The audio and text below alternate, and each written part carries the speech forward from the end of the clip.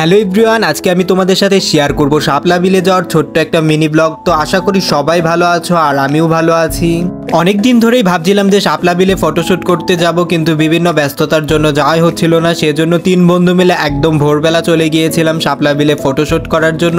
আর finally আমরা চলে এসেছি কিন্তু শাপলা বিলে। দেখতেই পাচ্ছ ভিডিওতে পরিবেশটা কতটা পরিমাণ সুন্দর। আমরা কিন্তু এই শাপলা বিলে একদম ভোরবেলায় যেতে চেয়েছিলাম, কিন্তু আমাদের যেতে যেতে প্রায় 7টাই বেজে যায় আর প্রচন্ড পরিমাণে রোদের তাপ ছিল। তো যাই হোক, শাপলা বিলে যাওয়ার পর আমরা রেডি হয়ে একদম নেমে পড়ি বিলে ফটোশুট করার জন্য। আর এইদিকে আমি একটু ভিডিও করতে করতে যাচ্ছিলাম সবারই। আমি ধুতি পরে ফটোশুট করব, সেই জন্য ধুতি পরে নিয়েছিলাম। কিন্তু এই শাপলা বিলে কোনো নৌকা ছিল না, যার জন্য আমার ধুতি পরে কোনো লাভ হয়নি।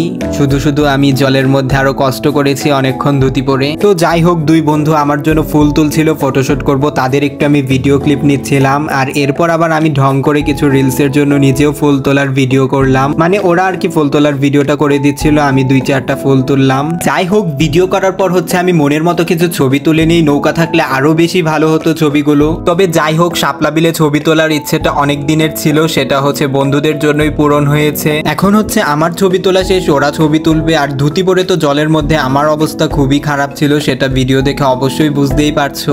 তো আজকের ভিডিওটা আমি এইখানেই শেষ করছি। দেখা হচ্ছে তোমাদের সাথে পরবর্তী অন্য কোনো ভিডিওতে। So tata, bye bye, take care everyone.